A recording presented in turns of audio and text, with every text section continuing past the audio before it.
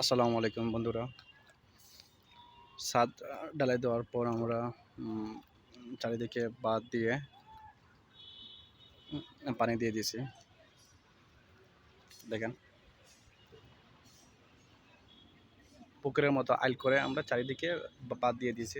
বাঁধ দিয়ে তারপরে পানি দিয়ে দিয়েছি। এখন আমরা আমাদের রোডগুলা মরিচা ধরছে, এর জন্য আমরা কিছু কেমিক্যাল ইউজ করছি। মেইনলি হচ্ছে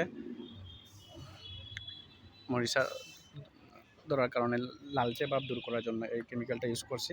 সিমেক্স কোম্পানি।